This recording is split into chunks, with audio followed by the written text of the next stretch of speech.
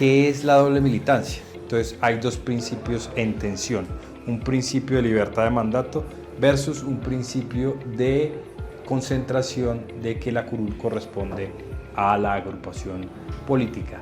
Primero hay que contextualizar un poco a las personas que van pues, a ver esta disertación, y básicamente hay que entender, antes de entender qué es la doble militancia, habría que entender qué es militar como tal en un partido. Entonces, militar en un partido puede ser muchas cosas, entre esas está votar por los candidatos de ese partido, apoyar a los candidatos de ese partido, hacer campaña con los candidatos de ese partido. Es decir, es como decir, yo pertenezco a este equipo y juego las reglas que juega este equipo.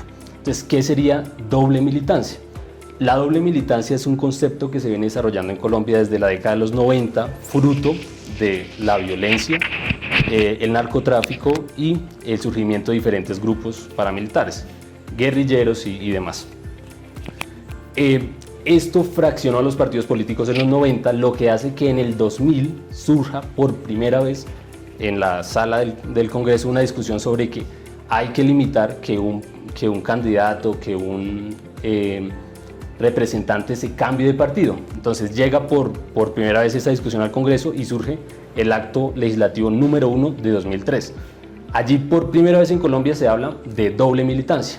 ¿Y cuál es la prohibición? Se modifica el artículo 107 de la Constitución Política y se añade un inciso que dice que se prohíbe la doble afiliación, es decir, tú no puedes jugar un partido en dos equipos al mismo tiempo, uno solo, está prohibido que tengas doble afiliación.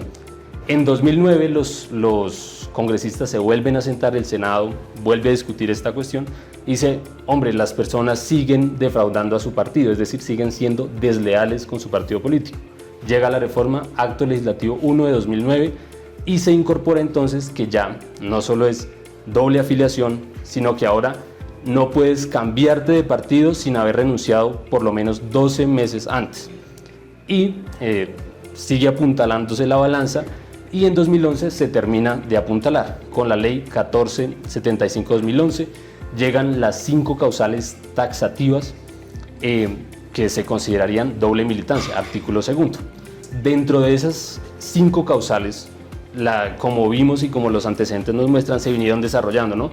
Primero era no puedes pertenecer a dos partidos, luego tienes que renunciar 12 meses antes, 16 como dices, para poder presentarte por otro partido, y luego la ley 1475 dice, apuntalemos la balanza, ya no dejemos más margen de error. Entonces aparecen 3 causales nuevas, entre esas la de apoyo, que es una de las causales más controversiales.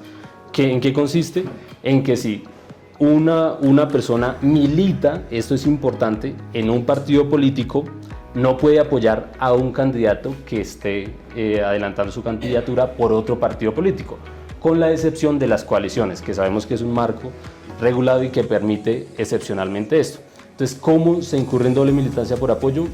Una persona pertenece al partido A, hay un candidato del partido B haciendo campaña, y la persona del partido A dice apoyo de alguna de las maneras, lo expresa, dice lo apoyo, o adelanta acciones que demuestran ese apoyo, ¿sí? ¿Cómo son esas acciones? Sale a repartir volantes, sugiere que se vote por esa persona. Apoyo simplemente, verbal, no necesariamente tiene que ser físico. Eso el Consejo de Estado jurisprudencialmente lo ha desarrollado y ha dicho que es doble militancia. Las consecuencias de eso, en los casos, por ejemplo, como se ha visto acá, el Consejo de Estado ha anulado elecciones de alcaldes, de gobernadores, por haber supuestamente apoyado a alguien distinto. ¿Cuál es la discusión ahí? Esto riñe con el mandato imperativo o riñe con la libertad de mandato.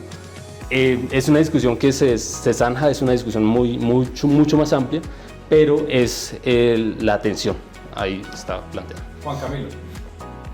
Sí, y para complementar, aquí es muy importante distinguir por qué Colombia, a diferencia de la mayoría de los países europeos y en América Latina, la doble militancia no se refiere solo a los órganos o corporaciones públicas, que se denominaría más ampliamente el transfugismo parlamentario, que es que cuando pues las mayorías y las minorías han sido expresadas en las urnas y luego con una actuación posterior que la persona pues resulta electa, esas mayorías o minorías se tienden a modificar.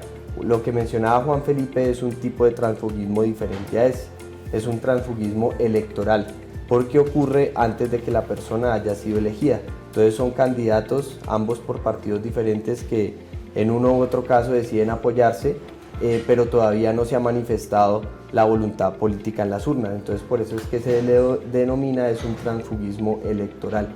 Y ese caso plantea discusiones porque Colombia, por ejemplo, tiene un aspecto muy relevante y es que varios principios amparan el desarrollo, digamos, de este tipo de expresiones como la libertad de expresión, la libertad de conciencia. Entonces empiezan a surgir dilemas frente al principio de proporcionalidad, porque en qué caso se justificaría, por ejemplo, por solo poner un ejemplo, que el Centro Democrático y el Partido Conservador, que ambos tienen ideales y que buscan, digamos, o comparten una ideología de derecha, y que ambos candidatos en su plataforma de campaña defienden las mismas convicciones y los mismos valores, pero pertenecen a dos agrupaciones distintas y se apoyan. Entonces ahí surge un dilema.